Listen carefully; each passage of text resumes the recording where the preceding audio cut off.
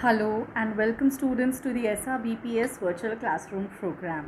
I am your biology educator Prerna Rathi. I hope you are all making complete use of our YouTube channel. Now let us come and see what I have got for you today. So let us start with the dark reaction now. Once again, let me tell you what is the dark reaction. Dark reaction वो reaction है जो light reaction के products को use करता है. ये इसका मतलब ये नहीं है कि ये अंधेरे में आकर करता है. It does continue sometime after the sun sets or the light is not available, but it stops after that. It is basically the reduction of carbon dioxide to form sugar. Now dark reaction में हम दो main mechanisms याद करेंगे पढ़ेंगे. The Calvin cycle, that is the C3 cycle, and the Hatch-Slack pathway, that is the C4 cycle. Let us start with the Calvin cycle first. It is a cyclic reaction occurring in the dark phase of the photosynthesis. यहाँ हम carbon dioxide का reduction करते हैं using three phases: carboxylation phase, reduction phase, and the regenerative phase. This process was first observed by Melvin Calvin and Chlorella, and he even won the Nobel Prize for this in the year 1961. It is known as a C3 cycle because the first stable product that is formed in this process is a 3-carbon compound, that is 3-PGA, 3-phosphoglyceric acid. Okay, so let's discuss the carboxylative phase. Carboxylative phase में क्या होता है? 3 molecule carbon dioxide के 3 molecules are accepted by 3 molecules of a 5-carbon compound RUBP, ribulose bisphosphate, to form 3 molecules of एक 6-carbon unstable intermediate बनता है जो बनते ही फटाफट से टूट जाता है 2 3-carbon PGAs में. ठीक है, बहुत ध्यान से सुनेंगे ये मेरी बात. ये बनता है, देखो एक 5-carbon में अगर एक 1-carbon कंपाउंड, एक कार्बन डाइऑक्साइड जुड़ेगा तो ये 6-carbon बनेगा, लेकिन ये 6-carbon बहुत इंटरमीडिएट बनता है और ये फटाफट से 2 3-carbon कंपाउंड्स में ब्रेक हो जाता है. That's what we are more interested in. Breaks into 2 3-carbon compounds. Okay children, and those 3-carbon compounds are 3-phosphoglyceric acid. This 3-phosphoglyceric acid, आगे इसमें क्या होगा? रिडक्शन. ये 3 molecules, 6 molecules of 3-PGA जो होते हैं इनका phosphorylation होता है, and 6 molecules of ATP are used to yield 1,3-diphosphoglyceric acid and 6 molecules of ADP are formed. तो यहाँ हमने एनर्जी स्पेंड की तो बहुत ज़रूरी था, इसीलिए तो हमने लाइट रिएक्शन में एनर्जी क्रिएट की थी ताकि यहाँ हम एनर्जी स्पेंड कर सके. Also NADPH is used to form NADP and 3-phosphoglyceraldehyde here. During the regenerative phase, the RUBP is regenerated. Meanwhile, when triose phosphate gets converted into, when it is rearranged, before that it forms glucose here. It forms glucose here. Okay, children. So 6 molecules of carbon dioxide would be used to form 1 molecule of carbon dioxide. Now the process of photorespiration. Photorespiration एक wasteful process है. Let's just close the screen and come here. देखो क्या होता है जब Calvin cycle occur कर रही होती है तो यहाँ पे जहाँ RUBP का रिडक्शन हो रहा होता है यहाँ हम एक एंजाइम यूज़ करते हैं, दैट इज़ रुबिस्को. रुबिस्को एक ऐसा एंजाइम है जो 2 एक्टिविटी करता है, कार्बोक्सिलेज और oxygenase.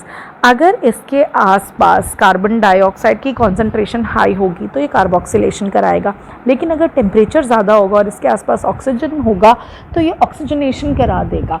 Now oxidation of rubisco और RUBP would lead to formation of carbon dioxide rather than formation of oxygen. Glucose नहीं बनेगा, कार्बन डाइऑक्साइड बन जाएगा, ऑक्सीजन यूज़ हो जाएगा. Hence it is a wasteful process. It is known as photo respiration. इसमें energy खर्च होती है, बनती नहीं है. Let us now discuss the C4 plants. अब ये फोटो रेस्पिरेशन की प्रोसेस को काउंटरैक्ट करने के लिए Hatch-Slack ने एक और मैकेनिज्म ऑब्जर्व किया. कुछ प्लांट में एक अडेप्टेशन हो गई थी and they develop the C4 mechanism. C4 mechanism उन प्लांट्स में होता है जिनके अंदर क्रैसुलेशन एसिड मेटाबॉलिज्म, कैम्प प्लांट्स भी बोलते हैं, and which show Kranz anatomy. Kranz anatomy का मतलब है इनके अंदर जब कैल्विन साइकिल अकर करता है तो वो बंडल शीट सेल में करता है, ना कि मीजोफिल सेल में.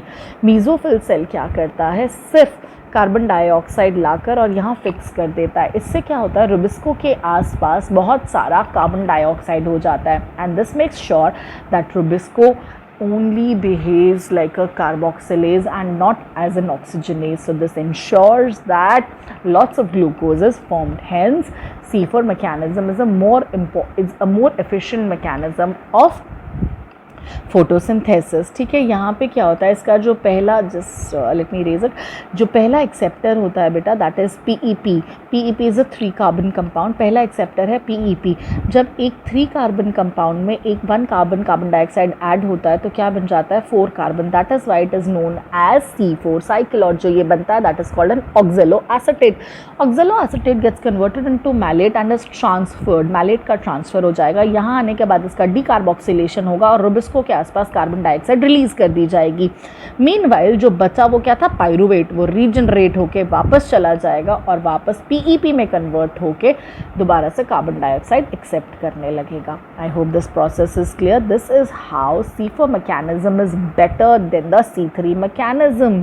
Fine. Can you see CAM plants में कैसे होता है, यही मैं बता रही थी. कार्बन डाइऑक्साइड आती है, ऑर्गेनिक एसिड उसे एक्सेप्ट करता है, कार्बन डाइऑक्साइड को नीचे छोड़ा जाता है जहाँ कैल्विन साइकिल अकर करती है. Clear everyone? Now factors which affect photosynthesis. See, light is a very important factor that affects photosynthesis, but only up till a certain level. If we follow the graph how light affects it, if we follow the graphs, so up till a certain time it will affect like this, and then with the increasing amount of light, rate of photosynthesis will initially increase, but after that it will become stable. Why? First point is light ही तो limiting factor थोड़ी ना है. हमें carbon dioxide की concentration भी देखनी है, वाटर की अवेलेबिलिटी भी देखनी है, टेम्परेचर भी देखना है, सब कुछ देखना है. दूसरा, अगर लाइट इससे ज़्यादा हुई तो क्लोरोफिल मॉलिक्यूल का फोटो ऑक्सीडेशन हो जाएगा और वो डीएक्टिवेट हो जाएगा. Under that circumstances there will be no photosynthesis. That's why so light is an important factor but it is not a limiting factor. Then the concentration of carbon dioxide. Concentration of carbon dioxide की एक saturation value होती है जो C3 plants में high होती है, C4 plants में low होती है. Then temperature, very important factor because photosynthesis is an enzyme driven process, so obviously enzymes are always governed by temperature. So a suitable or a proper temperature is very important for the process of photosynthesis. Then water. What about water? Water का direct supply रहता है for the photosynthesis through the roots of the plant from the soil. So concentration of water is also important. आप सब कुछ provide कर देंगे, water नहीं डालेंगे तो there will be no photosynthesis. Then oxygen should not stay inside. It has to leave the leaf. अगर वो अंदर रहेगा तो फोटो ऑक्सीडेशन या फोटो रेस्पिरेशन जो एक वेस्टफुल प्रोसेस है उसके चांसेस इंक्रीज हो जाएंगे. I hope everybody has. Apart from that there are internal factors. Leaf की ओरिएंटेशन, कि वो उसकी शेप कैसी है, उसका साइज़ कितना बड़ा है, क्लोरोफिल का नंबर कितना है, स्टोमेटा कितने ज़्यादा है, क्लोरोफिल का कंटेंट कैसा है, वो फोटो रेस्पायर्ड तो नहीं है, ऑक्सीडाइज क्लोरोफिल तो नहीं है. These internal factors are also important in determining the rate of photosynthesis. With this, students, we have come to the end of this chapter. I hope everybody has understood this chapter clearly. I hope you have all understood what I taught you and you are making complete use of this YouTube channel. Until next time, take care, study hard. Goodbye, children.